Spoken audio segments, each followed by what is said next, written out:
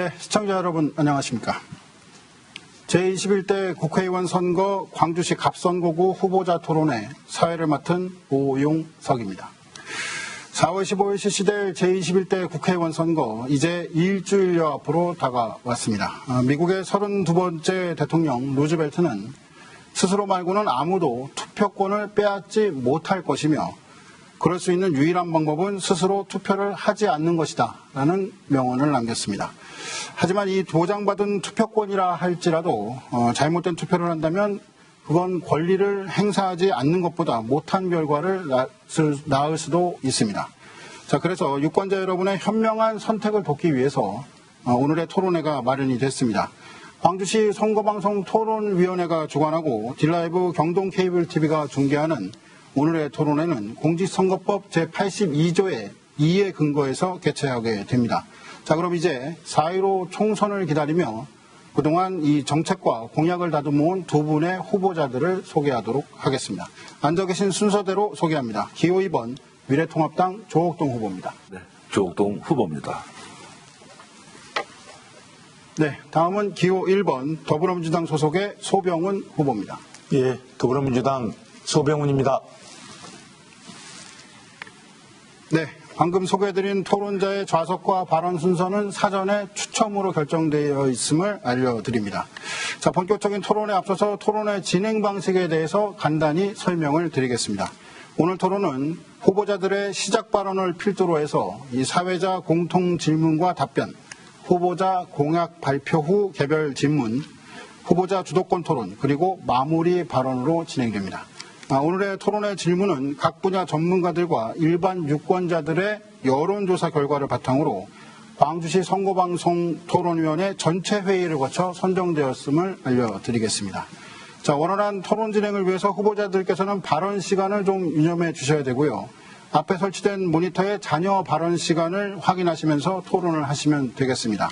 이 발언 종료 10초 전에 제가 알려드리고 발언 시간 종료 시에는 마이크가 자동적으로 꺼지게 됩니다. 자, 많은 유권자들이 또 이 토론회를 시청하고 있다는 점 반드시 유념해 주시고 이 상대 후보에 대한 인신공격이나 비방의 발언은 삼가해 주시기 바라겠습니다. 자, 그러면 이 후보자가 준비한 시작 발언을 드리면서 본격적인 토론회를 시작해 보도록 하겠습니다. 이 한 후보당 주어진 시간은 앞서 말씀드린 것처럼 2분입니다. 먼저 미래통합당 조옥동 후보 시작 발언 부탁드리겠습니다. 사랑하고 존경하는 광주 시민 여러분, 미래통합당 기호 2번 국회의원 후보 조옥동입니다.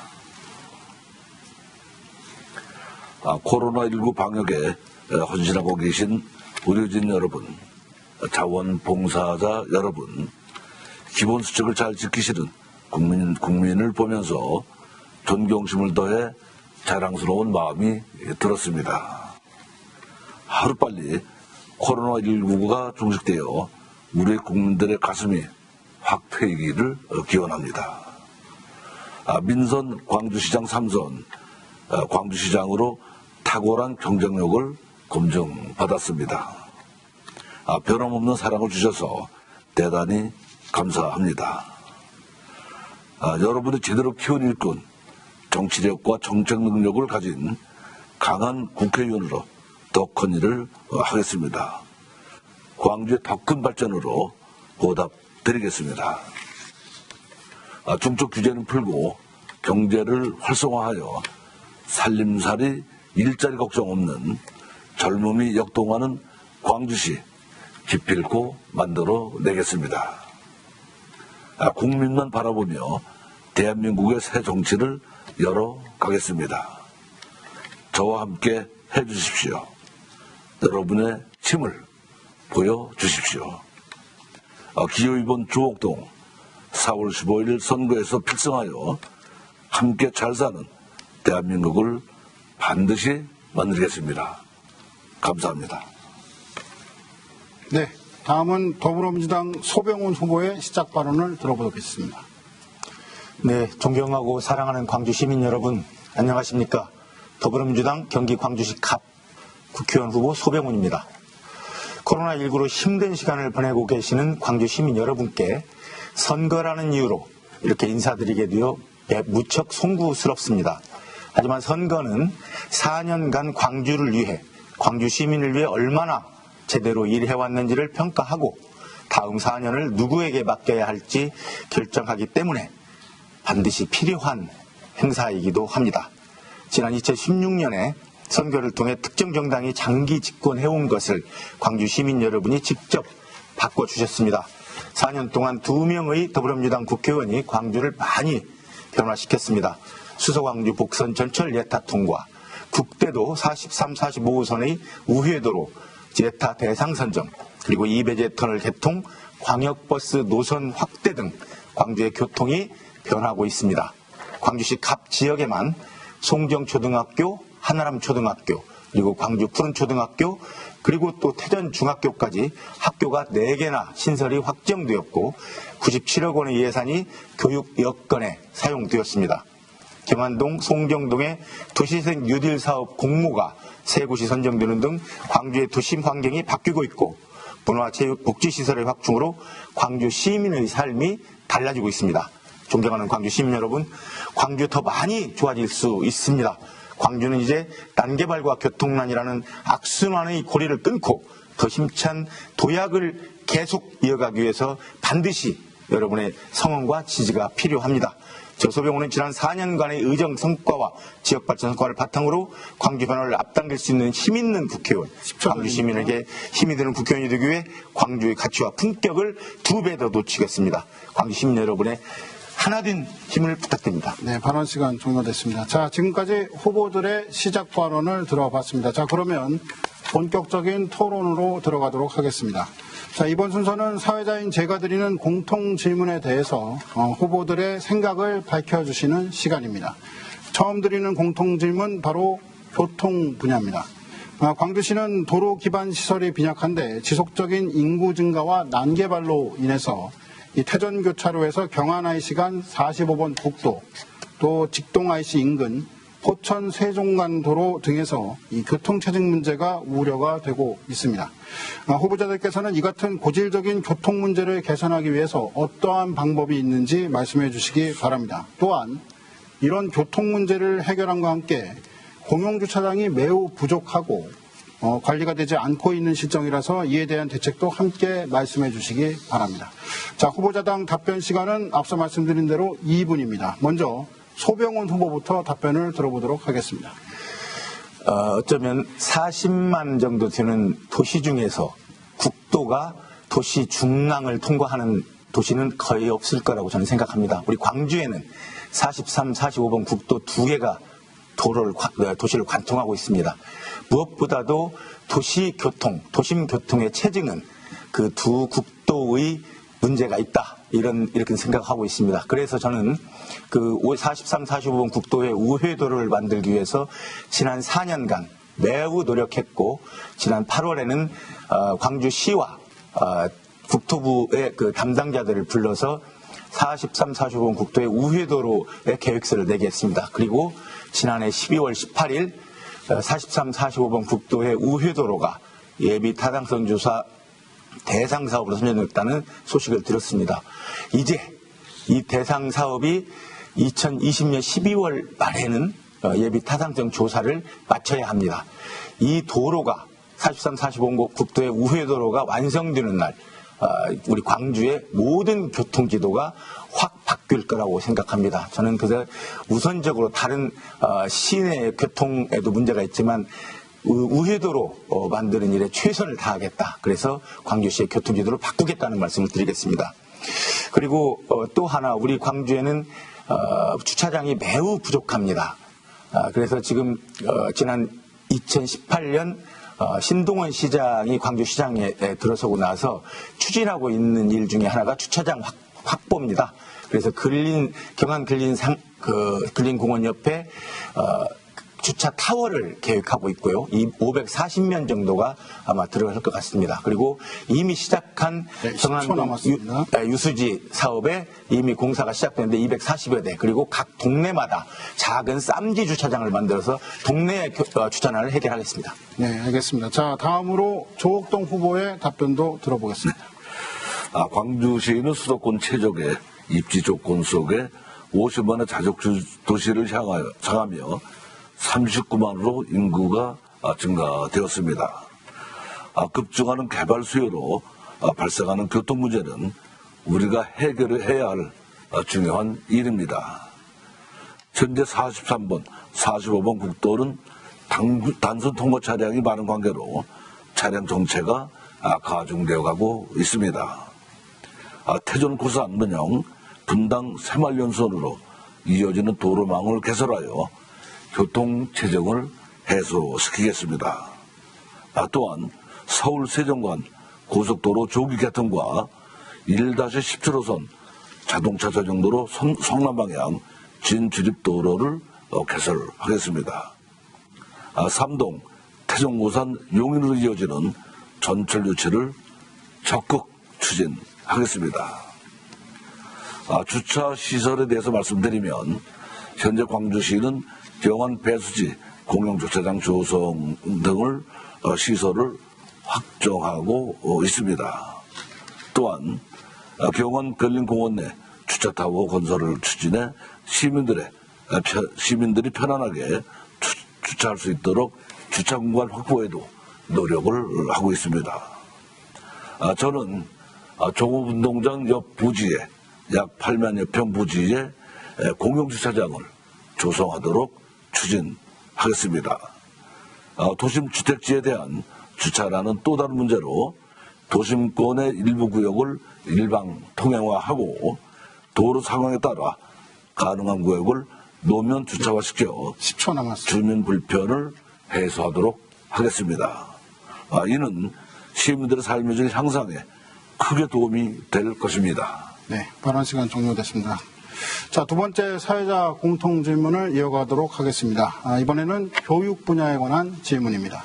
우리나라 헌법에 의무교육은 무상으로 한다라고 규정이 되어 있습니다. 아이를 학교에 보내야 하는 의무를 학부모에게 부과하면서 이 국가에서 교육비를 모두 책임지겠다고 하는 것이 바로 의무교육인데요. 하지만 가정에서 사교육으로 지출하는 비용이 지속적으로 증가하게 되면서 이 가정경제에 큰 부담을 주고 있습니다. 이 후보들께서는 이에 대한 해결 대책을 광주시의 교육정책과 연관지어서 제시해 주시기 바라겠습니다. 먼저 조옥동 후보부터 답변을 들어보도록 하겠습니다. 네. 사교육 비중이 늘어난다는 것은 교육에 대한 열망이 크다는 뜻이겠죠. 그 열망을 공교육이 다 채워드리지 못하는 것이 현실일 텐데요. 저는 임기 동안 광주시 장학기금 100억 원을 달성하고 전국 최초로 시세 5%를 교육경비기금으로 1,100억 원을 지원했습니다. 지리적 특성상 학부모들이 등하교의 부담을 안고 있습니다. 특히 저학년의 경우 안전한 등하교를 위해 어쩔 수 없이 학원을 보내고 학원의 자동차를 이용하고 있습니다. 광주시는 현재 협력사업으로 통학버스 운영 지원, 마을 배움터 프로그램 운영 등을 하고 있으나 안전한 등하교를 위해서는 스쿨버스 정차 등 통학 대책을 시급히 마련해야 합니다. 방과 후 학교, 돌봄교실, 시립돌봄센터 확대 등 정책과 예산 반영을 통해 교육비에 대한 부모 부담을 최소화할 수 있도록 지원을 강화하겠습니다. 또한 우수한 선생님이 방과 후 교실에 최소화할 수 있도록 처우를 개선해서 심도 있는 방과 후 학습이 이루어지도록 하겠습니다. 그리고 학생부 종합전형의 투명성을 강화하고 국가 차원의 대입 전형 예고제 추진으로 대입 혼란을 최소화하도록 추진하고 다자녀 국가장학금 지원을 대폭 확대하겠습니다. 알겠습니다. 자, 다음으로 소병훈 후보의 답변을 들어보도록 하겠습니다. 네, 교육은 국가 백년지 대계라는 말을 합니다. 어느 나라나 그 나라의 미래는 교육에 달려있다 이런 생각을 합니다. 우리나라는 광주뿐만 아니고 우리나라는 사교육에 대한 의존도가 매우 높습니다. 그래서 우선 사교육에 대한 의존도를 좀 낮춰야 되겠다는 게 제 생각입니다. 그래서 공교육 역량을 좀 강화하자. 단순히 공교육 역량 강화를 말로만 외칠 게 아니고 그 교원들의 어떤 그 자질 향상 이것도 필요하겠고 그동안에 일부 우리 광주를 피한다는 그런 얘기도 들었습니다만은 광주를 찾아오고 싶어 하는 교육 환경을 만들어줘야 되겠다. 그래서 공교육 강화도 교원 그 자질 강화, 자질 역량 향상에 뭔가 좀 맞춰야 되겠다 하는 생각을 하고요. 그 다음에 그 교육, 무상교육, 아마 작년에 무상교육법이 국회를 통과했는데요. 저도 역시 그 무상교육법에 공동 발의자로 참여해서 서영교 의원이 대표 발의한 고교 무상교육 법안을 만들었습니다. 그래서 2020년에는 2학년, 3학년, 2021년은 전 학년으로 확대되는 고교 무상교육법이 발효를 할 것이고요. 그다음에 광주시 교육병비 보조에 관한 조례가 있었는데 그 조례가 2007년에 제정이 됐습니다.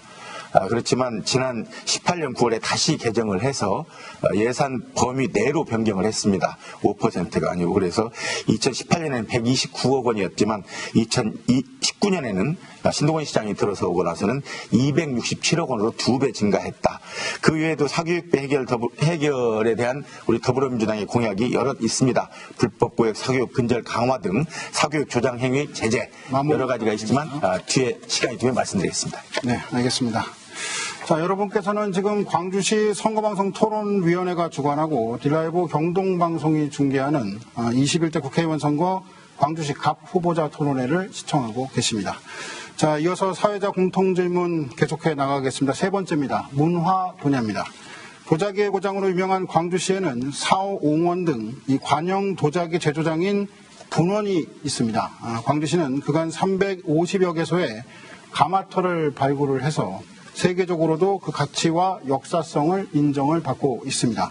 그런데 가마터 발굴 비용을 이 개인 소유자가 부담하고 있는 안타까운 실정이라고 합니다. 이 후보자들께서는 이러한 가마터 발굴 방법 개선 등을 포함해서 이 광주시를 도자기의 고장으로 발전시킬 수 있는 방법에 대해서 답변을 해주시기 바라겠습니다. 먼저 더불어민주당 소병훈 후보부터 답변 부탁드립니다. 네. 제가 20대 국회에 들어가서 시작한 여러 가지 일 중에 하나가 분원 복원 사업이 있었습니다. 분원 복원 사업은 단순히 그 도요지 하나하나의 문제가 아니고 분원 전체가 우리에게는 매우 귀중한 역사 자산이다라는 생각을 했기 때문입니다. 1468년경으로 기억하는데요. 사홍원의 분원으로 개원을 했습니다. 그리고 분원에서는 왕실에서 쓰는 모든 그릇, 약탕기까지도 제공하는 그런 일을 했는데요. 아마 전 세계에서 드문 그런 기구가 아닌가 싶습니다. 그리고 그 당시에 만들었던 그 분원 도요지들이 광주 곳곳에 산재해 있습니다. 저는 단순히 한두 개의 발굴이 아니라 분원 자체를 복원해서 그야말로 그 전 세계의 드문 역사의 유물로 한번 조명하고 싶다 이런 생각을 했기 때문에 지난 4년 동안 지속적으로 문화재청과 협의를 해왔습니다. 그래서 2019년 9월에는 2020년 종합정기계획 수립의 용역 예산을 확보했고요. 3억 원을 확보했는데 올 4월부터 추진할 예정입니다. 그리고 종합정비계획에 대한 문화재청 승인 후에 약 2년 정도 후에는 사업 준공이 될 텐데 이후에 문화재청과 협의하면서 지속적으로 분원 복원과 그 문화예술인들의 도공들의 어떤 생활을 개선을 위해서 노력하겠습니다. 아무튼 그 예술 관련해서는 그 분원 도요지뿐만 아니고 우리 광주시 예술인 지원 확대를 위해서 계속 노력할 생각이고요. 한국형 문화예술인 실업보험제도도 추진할 계획입니다. 예술인 고용보험법도 제도 개선을 할 생각입니다. 그리고 예술인 프리랜서 국민연금도 지원할 것이고 예술활동 증명이 어려운 산하예술인에 대한 창작 지원금도 지원하도록 하겠습니다. 네, 잘 들었습니다. 자, 이어서 미래통합당 조국동 후보 답변 부탁드립니다. 네. 분원 왕실 도자기는 철화용문 항아리가 1996년 10월에 미국 뉴욕의 크리스트 경매에서 세계 도자기 사상 최고가인 $842만 낙찰되는 등 그 우수성이 전 세계에 알려진 바 있습니다.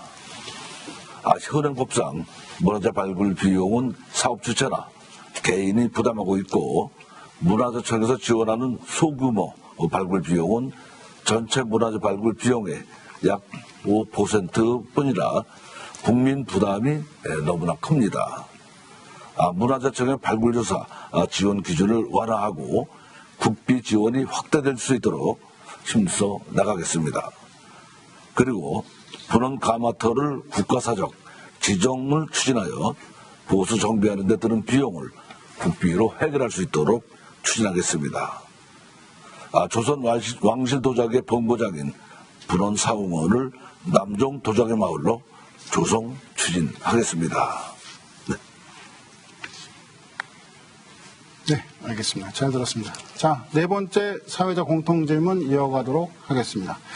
환경 치수 분야 질문입니다. 1992년 유엔에서는 우리나라를 물 부족 국가로 지정을 했습니다. 우리의 큰 자산인 이 팔당댐 취수원은 잘 아시는 것처럼 이 광주를 비롯해서 서울과 경기도의 생명이자 젖줄로 불리고 있습니다. 하지만 이 최근 이 팔당댐 상류 지역이 개발로 인해서 환경 오염이 심각하다고 합니다. 후보자들께서는 이런 환경 오염 문제를 해결할 수 있는 방안에 대해서 제시해 주시기 바랍니다. 먼저 조옥동 후보부터 답변을 듣겠습니다.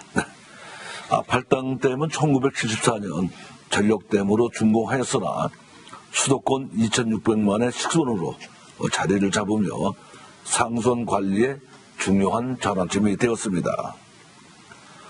우리 광주시는 특별법인 한각법상 전 지역이 수질보전, 특별대책으로 각종 규제 속에 수질관리 정책에 만전을 기하고 있습니다. 39만 광주 시민이 맑은 물을 지키기 위해 부단한 노력을 한 바 경원천 수질이 현재 2.4 ppm으로 개선이 되었습니다. 이는 광주 시민 모두의 노력과 삼선시장을 수행하면서 일궈낸 성과이기도 합니다. 하지만 최근 팔당댐 상류 지역의 개발로 인해 환경오염 문제가 심각하게 대두되고 있습니다. 이에 대한 해결 방안으로 수질 오염 총량관리제 계획을 강화하고 합리적인 규제를 시행하겠습니다. 또한 우수관로 확장, 하수종말 처리장을 조성하여 팔당으로 유입되는 각종 오염원을 제어하여 수질 개선을 해야 합니다. 시민 모두가 수질오염 행위에 대해 철저히 감시하며 실천 의지를 가져야 할 것입니다. 맑은 물을 보존하며 후세에 물려줄 지속 가능한 광주를 만들어가야 합니다. 아울러서 호수관로 매설에 관련된 사업비, 하수종말 처리장 증설 등 또 증설 비용과 운영비, 국비를 최대 지원해서 사업을 지속적으로 추진해 나가야 한다고 생각합니다. 네, 답변 잘 들었습니다. 다음으로 소병훈 후보 답변 부탁드립니다. 팔당댐 환경 문제는 그보다 더 근본적인 해결이 먼저 돼야 한다고 저는 생각합니다. 팔당댐은 우리나라의 매우 귀한 자산입니다.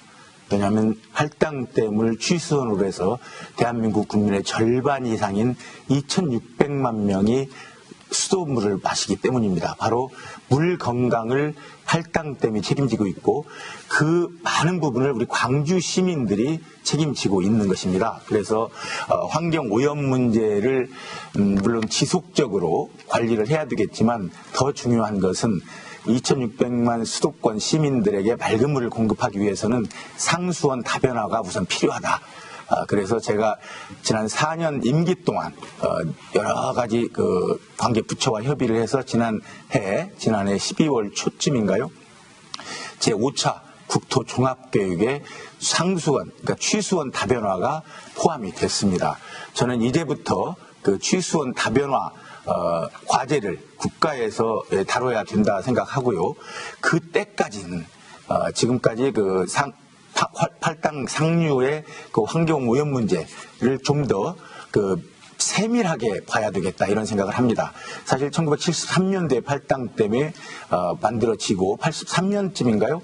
수정법이 만들어지면서 많은 그 관리를 오염 관리를 해왔지만 당시에 그 파악한 오염원보다 지금 거의 10배, 100배 되는 새로운 오염원이 생겼습니다. 저는 그래서 기존의 오염원을 관리하는 것도 중요하고 그래서 환경을 좀 정화해야 되겠지만 그 이후에 늘어난 새로운 오염원을 정말 국가적 차원에서 찾아내고 지방자치단체 차원이 아닙니다. 그래서 그 오염원 관리가 더 필요하다 이런 생각을 합니다. 네, 잘 들었습니다. 자, 마지막 사회자 공통 질문을 드려보겠습니다. 이번에는 사회 경제 분야 질문입니다. 광주시는 예전보다 이 외국인 노동자들이 많이 증가하고 있습니다. 불법 체류 중인 외국인 노동자도 상당수 있는 것으로 알려져 있는데요. 외국인 노동자 수가 증가하다 보니까 이 지역 주민들과의 이질감과 분쟁이 늘어나고 특히 이 교육 환경이 악화됐다는 의견이 많은 한편에 이러한 외국인 노동자들을 보호하거나 행정적인 문제가 발생했을 때 이들을 도와줄 수 있는 기관이나 제도 역시 부족하다 이런 의견도 있습니다. 이 각각의 후보자들께서는 이러한 문제의 해결을 위해서 어떤 방안을 갖고 계신지 답변을 들어보도록 하겠습니다. 먼저 더불어민주당 소병훈 후보부터 답변 부탁드립니다. 지금 현재 우리 광주에는 2018년 말 기준으로 2만 1,031명의 외국인이 있습니다. 많은 분들이 그런 걱정을 하시는데요. 외국인 하면 우선 좀 부정적인 시각으로 바라보고 있습니다. 그렇지만 외국인 예컨대 범죄 하나를 보더라도 외국인 범죄자는 그 100명 중에 2명꼴 1.99%에 불과한데 우리 그 외국인 비율은 3%가 넘습니다. 그래서 평균보다는 그런 좀 부정적인 그런 부분은 우리 생각보다 좀 적다 이런 생각을 하고 있고요. 그리고 대한민국이 어떤 나라입니까? 대한민국은 정말 모든 걸 포용하는 포용국가입니다. 그리고 과거 우리 70년대 열사의 나라인 사우디에 가서 우리 근로자들이 많은 그 땀을 흘리고 벌어온 돈으로 대한민국을 만들었다는 걸 생각할 때 우리도 그 외국인 우리나라에 들어와서 일하는 외국인들을 가볍게 여길 수는 없다 이런 생각을 합니다. 그렇지만 아무래도 많은 국민들이 걱정하시기 때문에 외국인 관련해서는 정부뿐만 아니라 지자체에서도 관심을 가져야 될 텐데요. 지금 우리 정부에서는 권익위에서 외국인을 그 상대로 하는 그 신문고, 이동 신문고가 운영되고 있습니다. 권익위에서는 그 이동 신문고를 그 광역 단체별로 아니면 기초 단체별로 아직은 많은 차례의 그 방문은 못하지만 그 부분을 전국적으로 그 이동 신문고를 더 활성화시키고 또 하나 우리 지역에는 다른 지역에 비해서 외국인들이 좀 많이 거주합니다. 그래서 우리 지역에는 그 국가권익위에서 운영하는 이동신문고를 우리 지자체형, 광주형 외국인 이동신문고를 만들어서 직접 그 외국인들의 고충도 상담하고 그리고 그 외국인들이 우리 국민과 함께 잘 살 수 있는 환경을 만들기 위해서 광주시와 함께 협의해서 노력하겠습니다. 네, 잘 들었습니다. 자, 다음은 미래통합당 조국동 후보 답변 부탁드립니다. 현재 광주시에는 약 2만 1천여 명의 외국인 노동자들이 살고 생활하고 있습니다. 외국인 거주자들은 지역 주민들과의 갈등으로 인해서 범죄 등 지역사회의 또 다른 부담으로 자리 잡고 있습니다.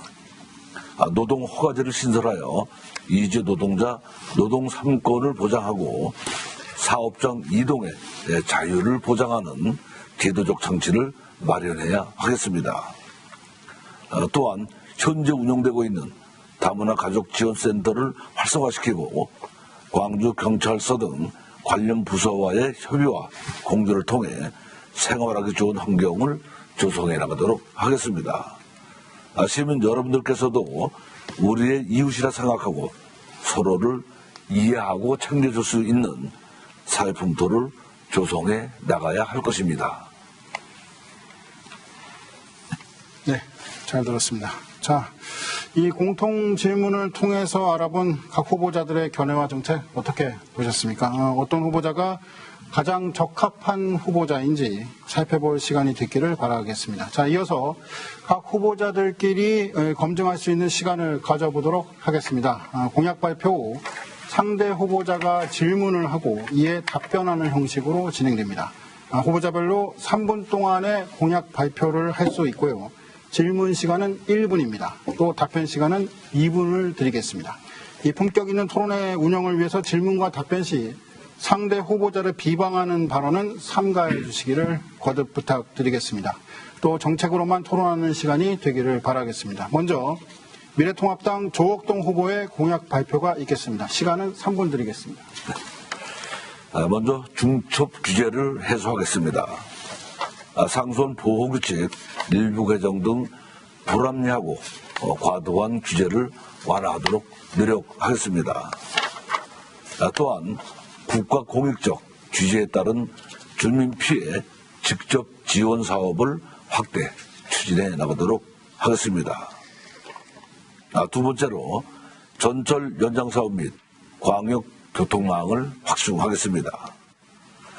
수서 3동, 태전 고산, 오포, 용인 노선을 추진하고 위례 신도시, 성남공단, 회덕동, 광주시청, 광주역 노선을 추진하며 경광선 정차 추진, 태전 고산, 문영분당, 새마을 연수원으로 이어지는 도로 건설을 추진하겠습니다.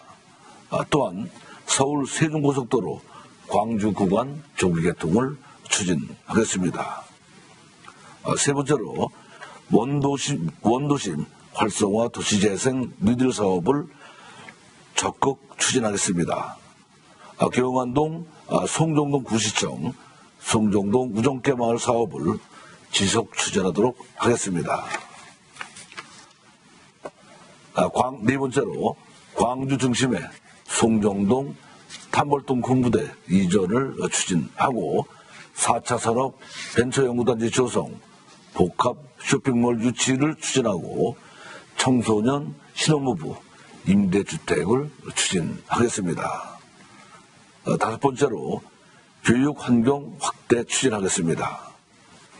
국립청소년 체류형 수련원을 유치하고 초중학교 신설을 추진하며 국공립 어린이집 확충, 공동육아, 육아돌봄 시설 확충, 장애인복지관 건립 추진, 광주시 전역 안심 스쿨존 조성, 또한 모든 시민이 이용할 수 있는 종업운동장을 추진하도록 하겠습니다.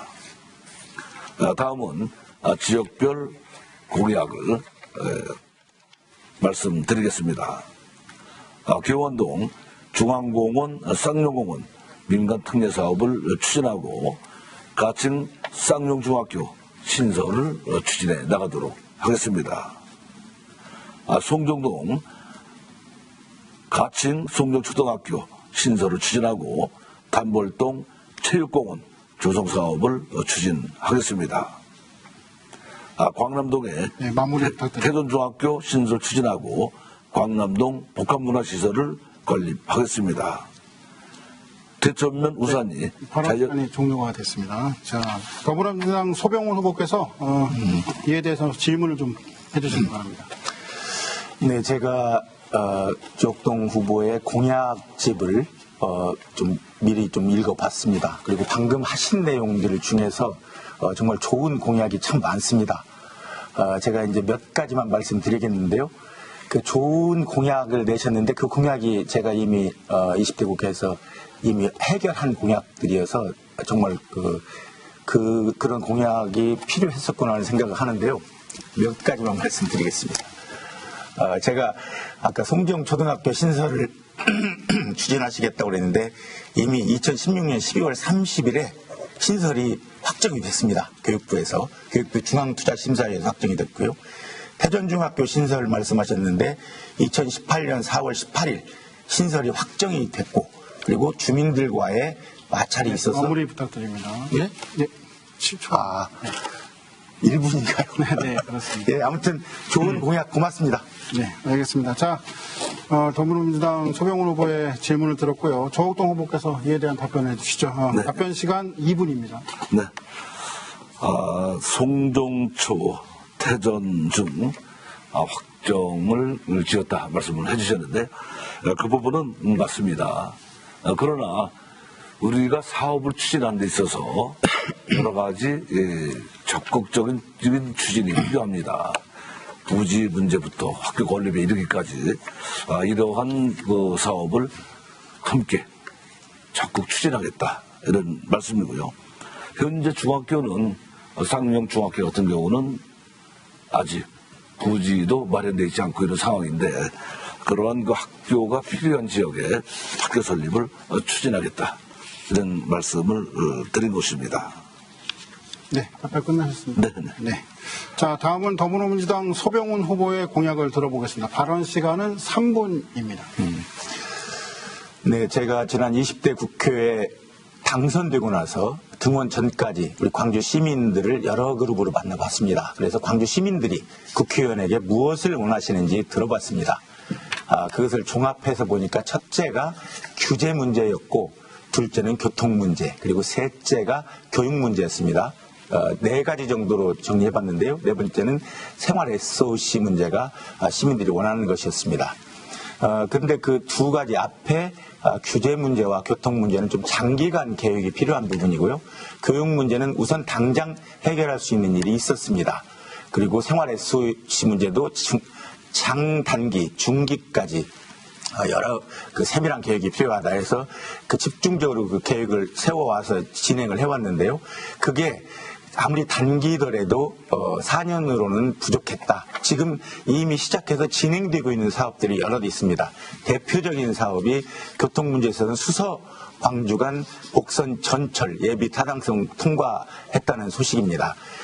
그 수서 광주 간 예비 타당성 조사를 통과시키기 위해서 2016년 국회 등원하자마자 제가 처음 열었던 토론회가 수광선 그 예타 통과를 위한 그 도시철도 문제였고, 그 다음에 43번, 45번 국도의 우회도로인 저기 문영리쯤에서부터 지금 광주 IC까지 중부고속도로 광주 IC까지 거의 터널로 연결되는 문영리에서 태전동 뒷산 그리고 삼동 그 다음에 회덕동 지금 시청의 뒷산을 통과하는 그런 그 새로운 도로가 만들어집니다. 그게 2020년까지 12월까지 예타를 통과시켜야 되는데요. 그러기 위해서 제 공약은 그걸 반드시 예타 통과시키고 착공을 하도록 하겠다. 거기에 이어진 도로, 이번에 예타 대상 사업이 된 또 하나 도로가 퇴촌 도마리에서부터 팔당까지의 2차선 도로를 4차선으로 왕복하는 그런 도로입니다. 그것을 분명히 이번 임기 내에, 다음 임기 내에 실현하겠다는 말씀 드리고요. 그 다음에 이제 교육 문제는 아까 말씀드린 대로 송정초등학교, 한아름초등학교, 그 다음에 푸른초등학교, 태전중학교 그 네 학교를 신설했는데요. 지금 현재 교육부하고 추진 중인 것이 또 하나의 중학교입니다. 그것이 어디쯤에 필요할까 해서 그 알아본 결과 현재 쌍용동에서 그 시내로 나오는 학생이 한 400명 정도 그리고 도평리 쪽에서 넘어오는 학생이 한 200~300명 된다고 해서 쌍용동쯤에 중학교가 있으면 좋겠다. 지금 그 교육부를 설득 중에 있습니다. 그리고 또 하나는 이제 그 이배제도로가 이번 109가 완성이 됐는데요. 이제 2309를 완성시켜야 됩니다. 그것도 임기 내에 해야 될 텐데 2025년까지는 그것도 완공시키겠다. 그 말씀 드리겠습니다. 네, 시간 잘 지켜주셨습니다. 자, 조국동 후보 이에 대해서 질문을 하시겠습니다. 시간은 1분입니다. 네, 학교 신설에 대해서 말씀을 주셨는데 정말 수고 많으셨다는 말씀을 드리고요. 학교 신설 계획이 확정이 되고 난 이후에 개교에 이르기까지 상당한 시간이 또 비용이 투자될 것입니다. 그래서 이런 부분을 함께 조기 개교가 될 수 있도록 추진하겠다 이런 말씀을 드린 거고요. 수서 광주 예타 통과에 대해서 말씀을 주셨는데 사실 수서 광주의 노선은 수서에서부터 광주 또 이천 충주를 통과해서 거제까지 이어지는 이런 중부 내륙 고속철도입니다. 2013년도에 저희가 11개 시군이 함께 모여서 이런 사업의 타당성 또 필요성을 강조했고 마무리했습니다. 네, 그렇게 해서 사업이 진행된 것인데 최종 수서 광주 간 노선은 예산을 뒷받침하기 위한 네. 이러한 그 수순이었다. 네, 그런 많은 시간 말씀드리겠습니다. 종료됐고요. 자, 이에 대해서 소병훈 후보 답변 부탁드립니다. 2분입니다. 네, 그 수서광주 간 부선전철 예타 통과는 다른 요인이 있었습니다. 제가 2018년까지도 1.0이 안 나와가지고 많은 노력을 했는데 다행히 2019년에 문재인 정부 들어서면서 그 각 광역단체에서 예타 면제 사업 하나씩을 받았습니다. 그 예타 면제 사업 중에 남부 내륙철도 예타 면제 사업이 있습니다. 바로 경상남도에서 요청한 건데 김천에서 거제까지 그 노선이 예타 면제가 되면서 우리 이제 거기로 연결될 수 있다는 가능성 때문에 수광선이 1.21이라는 그 BC를 받았다는 것을 먼저 말씀을 드리겠습니다. 그리고 학교 설립이라는 게 그렇습니다. 학교 설립은 국회의원이 할 일과 교육청 자치단체가 할 일이 따로 있는데요. 국회의원이 할 일은 교육부를 설득해서 중앙투자심사위에서 그 학교를 설립 허가하는 일입니다. 거기까지가 국회의원이 할 일이고 그 다음에 이제 학교 설립 공사는 지자체와 그다음에 교육청이 함께 하는데요. 저 같은 경우는 그 세 학교, 네 학교 전부 다 사실은 그 실시 설계에서부터 공사를 하게 하는 데까지 저는 그 좀 많은 그 제가 설득을 했습니다.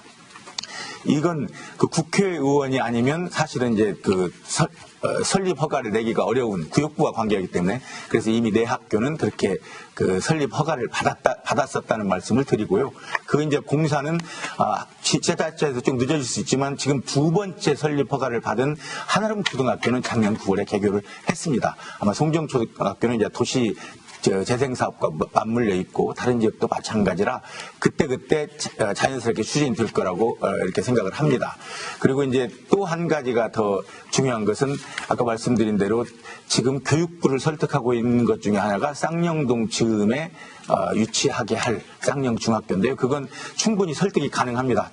도평리와 이 시내에서 함께 가는 학생들. 네, 많은 시간 종료됐습니다. 자, 이번 순서 주도권 토론 시간으로 넘어가도록 하겠습니다. 이 말 그대로 주도권을 가진 후보가 주어진 시간 동안 상대 후보에게 질문하면서 토론을 하는 시간입니다. 규칙을 간단히 설명드리죠. 주도권을 가진 후보에게 주어진 시간 모두 5분입니다.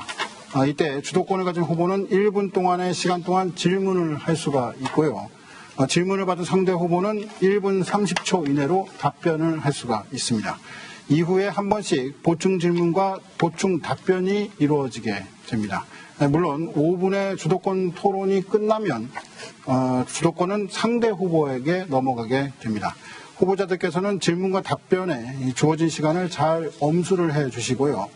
만약 주도권을 가진 후보가 상대 후보자와의 질의응답을 통한 토론이 아니라 지나치게 자신의 이야기에만 치중할 경우 사회자인 제가 개입을 좀 할 수가 있습니다. 첫 번째, 자유주제로 주도권 토론을 진행하실 후보는 더불어민주당의 소병훈 후보입니다. 토론 시작해 주시죠.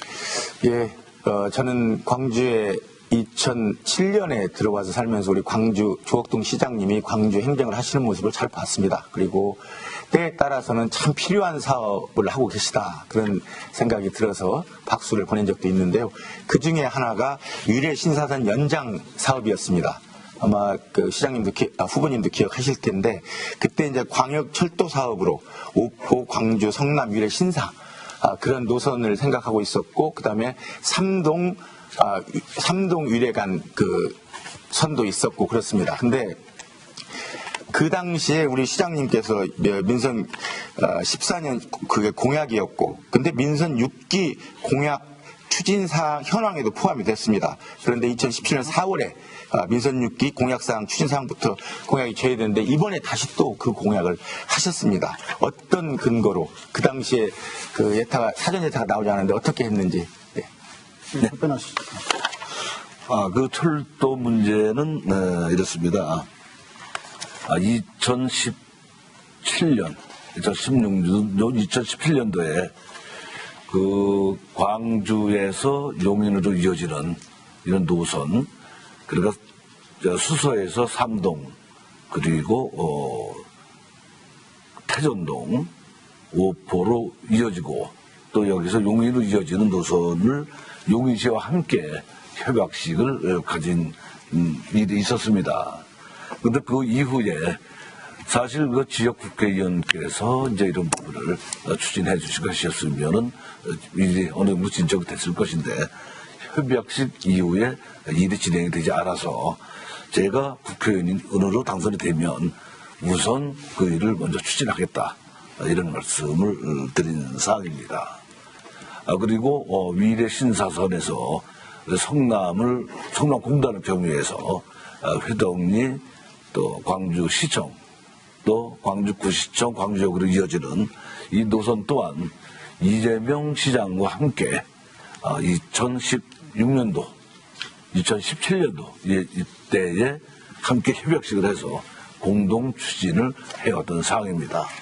그 또한 일이 생각대로 일이 진행이 되지 않아서 제가 국회의원으로 당선이 되면 그 두 가지 노선의 일을 우선 추진하겠다. 네. 이 말씀을 드립니다. 이에 대해서 소병훈 후보 말씀해 주시죠. 보충 질문. 아마 후보님도 아실 텐데 이미 그 사업은 사전 타당성에서 포기했기 때문에 그 두 사업 중에 한 사업이 위례 3동간으로 결정이 된 거라는 말씀을 드리고요. 철도망이라는 건 그렇습니다. 이 국가의 가장 중요한 기반 산업 중에 하나이기 때문에 기초단체 간에 이 결정할 일이 아닙니다. 국가 철도망 계획에 따라서 결정을 하는데 이제 4차 국가 철도망 계획이 준비되고 있습니다. 거기에 제가 말씀드렸던 위례 3동간 이 완성되거나 수서광주간이 완성됐을 때 그때 연장선으로 용인 쪽으로 향할 수도 있는 것이고 이미 국가 철도망 사업에 그 경기도에서 요청할 사업 중에 삼동 안성간 철도망 사업이 있습니다. 그건 국철 사업이어서 국가에서 전액 국비로 부담하는 사업입니다. 그 노선이 삼동에서 용인을 거쳐서 안성까지 가는 거기 때문에 거기에 우리 광남동 즈음에 철도역을 만들 수 있다. 네. 자, 이에 대해서 조옥동 후보자 보충 답변 좀 부탁드립니다.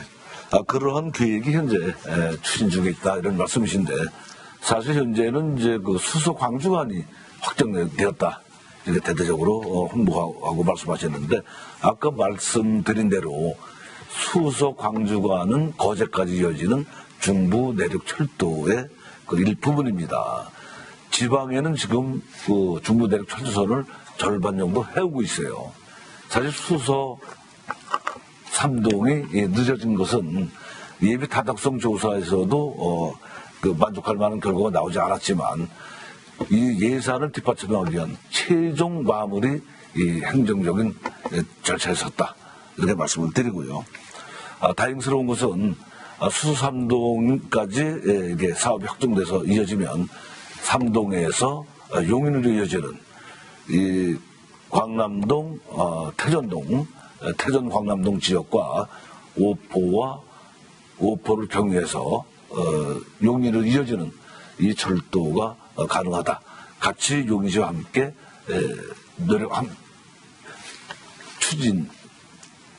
전철을 추진하겠다. 이 말씀을 드린 것입니다. 알겠습니다. 자, 답변이 끝나셨죠? 네네. 네. 자, 이렇게 해서 더불어민주당 소병훈 후보의 주도권 시간이 끝났고요. 이제 미래통합당 조옥동 후보의 주도권 토론을 시작해 보도록 하겠습니다. 역시 5분의 시간을 드립니다. 자, 시작해 주시죠. 네네. 지난번 4년 전에 팔당 치수원을 이전하겠다. 이러한 계획하에 여러 가지 일을 추진했던 것으로 기억이 됩니다. 저 또한 그러한 일에 대해서 상당히 기대도 했고 정말 수고 많으시다.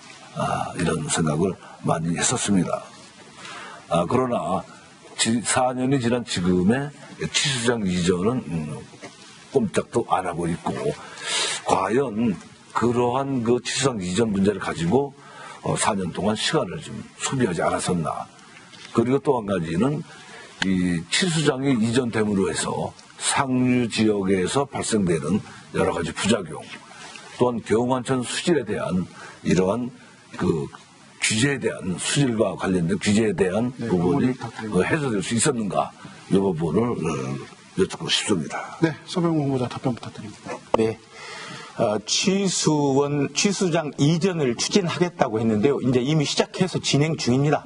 완성을 안 했을 뿐이지 그 완성은 뭐 누구도 4년 동안 하기 어려운 겁니다. 다만 이제 시작을 했다. 그리고 그 시작을 지난 20대 국회 4년 동안 매우 큰 노력을 했다. 그래서 좀 전에 말씀드린 대로 취수원 이전 사업이 우리나라 국토 최상위 계획인 제5차 국도 종합계획에 포함이 됐다.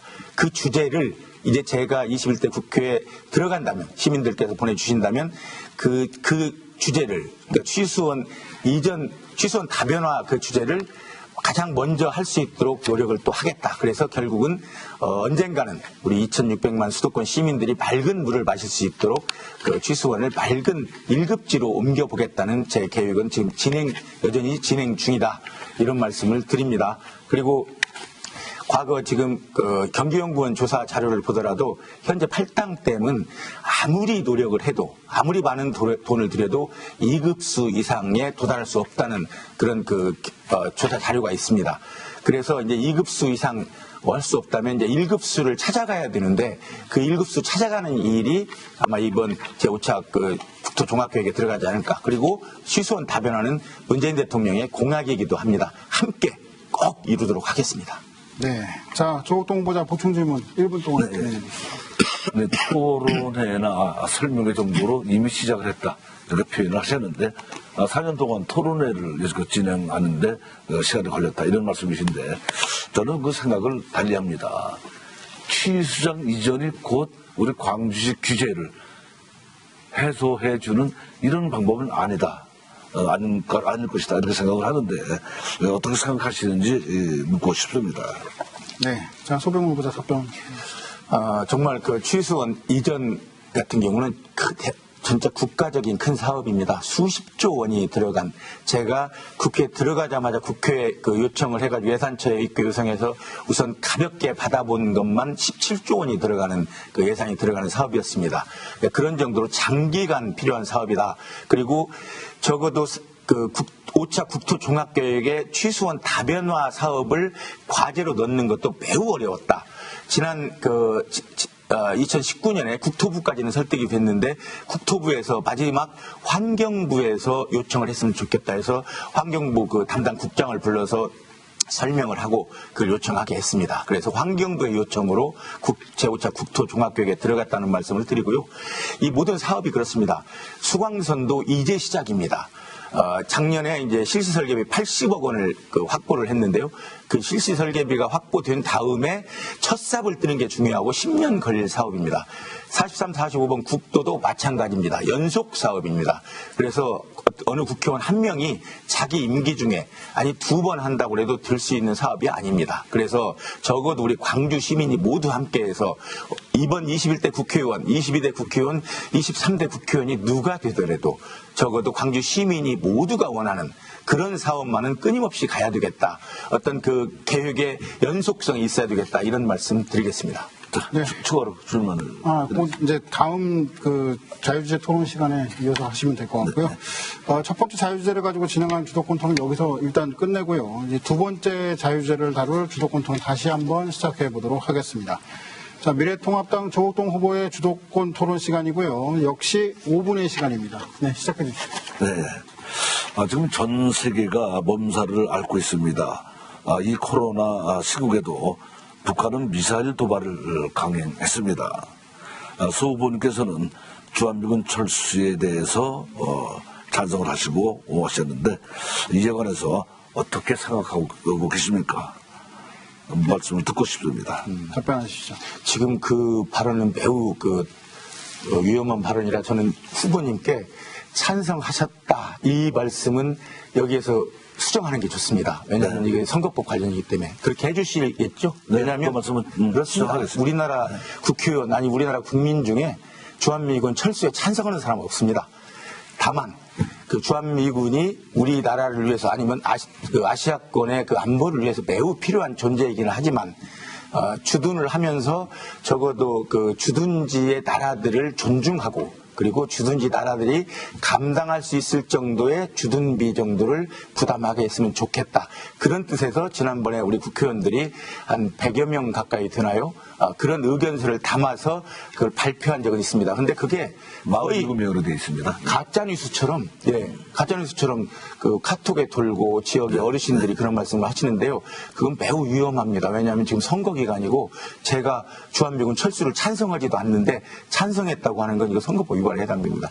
저는 절대 주한미군은 우리 남북이 통일이 혹시 됐더라도 우리 아시아권의 안보, 아시아권을 위해서는 주한미군 여기에 주둔해야 되고 과거 돌아가신 김대중 대통령님도 그랬고 노무현 대통령님도 그랬습니다. 주한미군의 중요성은 제가 굳이 강조하지 않더라도 우리나라 국민들이 다 알 수 있을 것이다.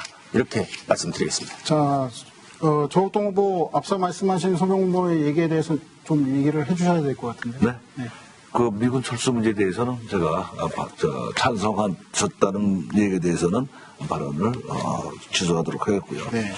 사실 그 국가 안보하고 직결되어 있는 부분인데 나중에 추가로 말씀해 주셔서 전 이해를 했습니다. 네.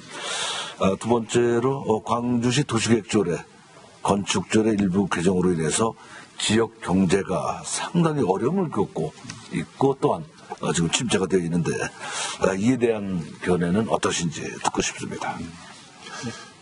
예, 저는 그 도시계획 조례가 진행되는 동안 쭉 지켜봤는데요. 물론 이제 그 관계자들, 예를 들면 그 도시계획 관련해서 그 사업을 하시는 분들이나 지주들, 이런 부분들은 매우 어려움을 겪을 수도 있습니다. 왜냐하면 그 당장 그 진행해야 할 사업에 뭔가 그 좀 난관에 부딪힐 수 있기 때문에. 그렇지만 지난 그 시에서 신동원 시장께서 전체 시민을 대상으로 쭉 여론조사를 했는데 또 절대 다수의 시민은 더 이상 광주가 망가지지 않았으면 좋겠다는 그런 뜻을 계속 내비쳤습니다. 그래서 저에게도 그런 의견을 물어오길래 저는 그런 말씀을 드렸습니다.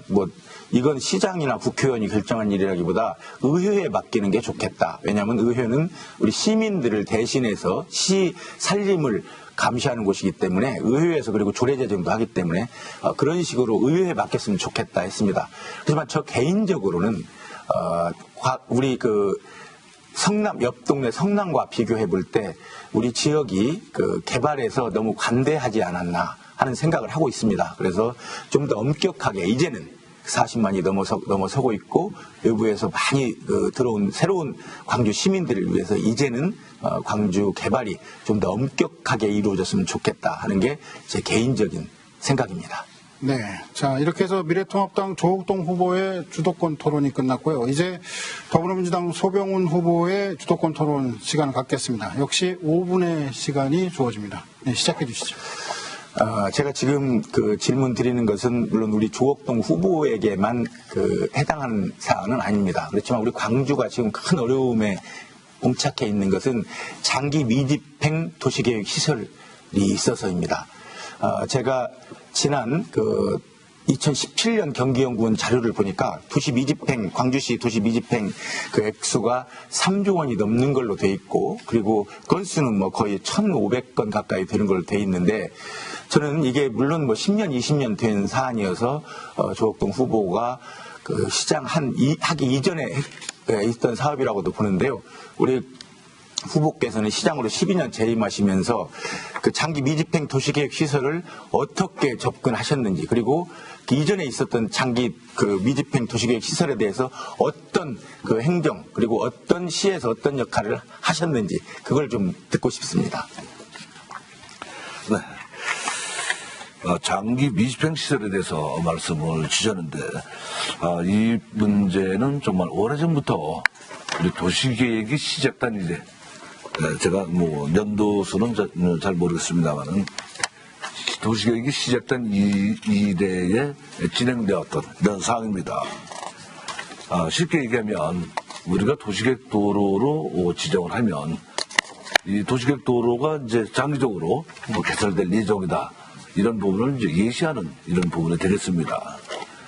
시간이 흐르면서 개발이 이루어지고 나면 그 부분에 대해서 이제 도시계획 도구로 또 여러 가지 시설이 이제 이렇게 매입도 공사가 시작되겠는데요.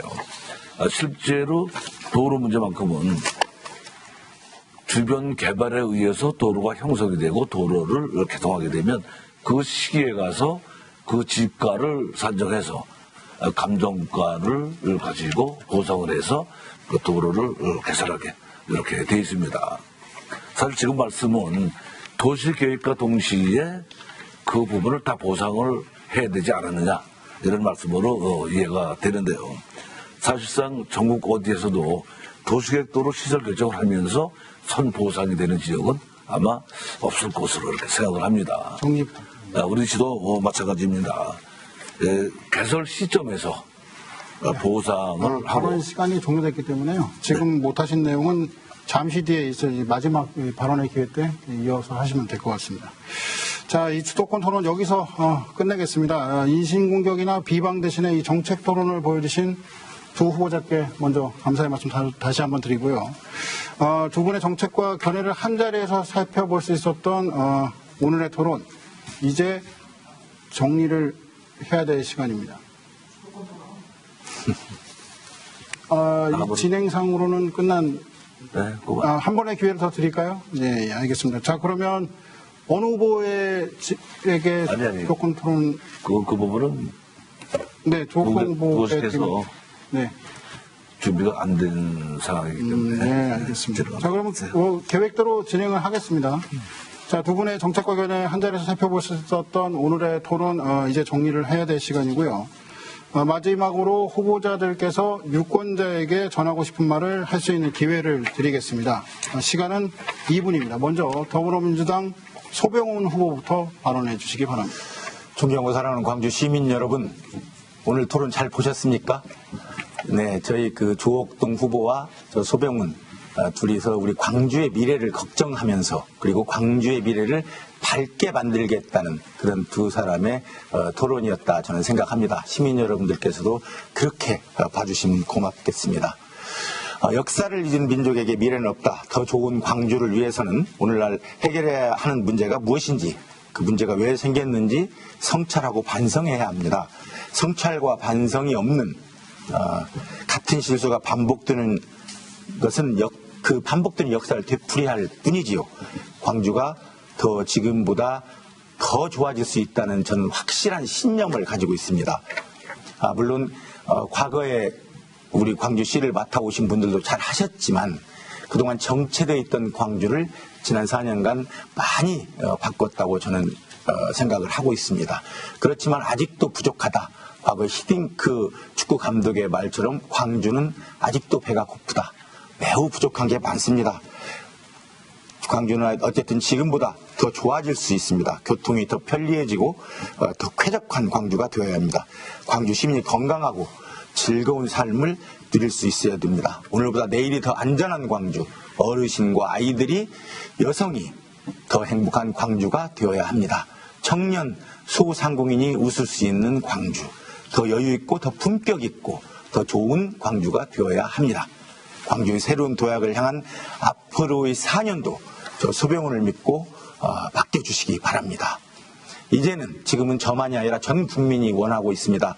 하루빨리 코로나19에 대한 불안과 지역 경제가 겪고 있는 어려움을 극복할 수 있도록 저도 최선을 다하겠습니다. 시민 여러분들도 함께 하셔서 우리 대한민국의 밝은 미래를 함께 해주시기 바랍니다.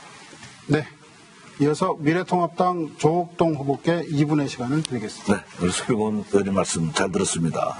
숫자도 잘 기억하시고 말씀도 참 여러 가지로 장황하게 말씀을 주셨는데, 사실 일이라는 게 그렇습니다.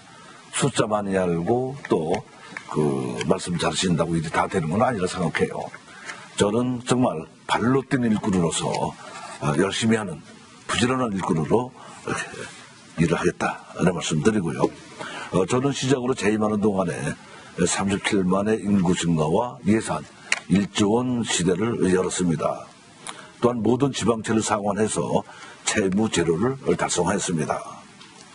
경기도 31개씩은 종합평가에서 8연속 최우수를 했고, 조기 집행과 기업 지원 분야에서도 최우수기관으로 선정되는 성과를 이루어내면서 31개 시군에서 가장 어떤가하는 광주시를 만들었습니다. 그에 따른 기관 표창 시장은 또한 91억 원 정도가 되었습니다. 시민의 안전과 복리 증진을 위해서 방역, 방범, 소방, 재난 예방 분야에 사용을 했습니다. 그 결과 광주시가 국제 안전도시로 인정을 받은 이런 쾌거도 이뤄냈습니다. 또한 중첩 규제 여건 속에서도 광주 역세권 개발, 송정 경환지구 도시개발 사업과 제2영동고속도로 성남장원, 장원 자동차 전용도로 개통 등 기반시설 확충을 이룩하였습니다. 경광선 개통, 광주 전철시대 주어 조옥동이 해냈습니다. 광주가 키운 인물, 광주를 발전시킬 사람, 저 조옥동, 그 힘으로 대한민국을 바꾸겠습니다. 중소기업, 자영업자와 소상공인의 삶은 처참하게 무너져 내리고 있습니다. 서민은 가계 경제난으로 고통받고 있습니다. 알겠습니다. 그 마이크가 꺼져 있기 때문에요. 네. 이해를 해주시기 바라겠습니다. 자, 제21대 국회의원 선거 광주시 갑선고구 후보자 토론회 시청자 여러분 지금까지 어떻게 지켜보셨나요? 아무쪼록 이 토론회가 어떤 후보자가 좋은 정치를 펼칠 수 있는 인물인지 가늠하는 데 도움이 되었기를 바라겠습니다. 이번 제21대 국회의원 선거의 사전 투표일은 4월 10일 금요일과 4월 11일 토요일입니다. 그리고 투표일은 4월 15일입니다. 대한민국을 희망으로 이끌어갈 참된 대표를 선출하는 일은 바로 여러분 유권자의 한 표 한 표에 달려있다는 사실을 잊지 않으시기 바라겠습니다. 오늘 열띤 정책토론 펼쳐주신 두 분의 후보자께 다시 한번 감사의 말씀을 전하고요. 지금까지 시청해주신 여러분께도 깊은 감사를 드리겠습니다. 이 토론회는 인터넷과 모바일로도 다시 보실 수가 있습니다. 이어서 공직선거법 제82조의 2의 규정에 의거해서 토론회에 참석하지 않은 기호 7번 국가혁명배당금당 엄태영 후보자의 방송 연설이 이어질 예정이니 끝까지 시청해 주시기 바라겠습니다. 고맙습니다.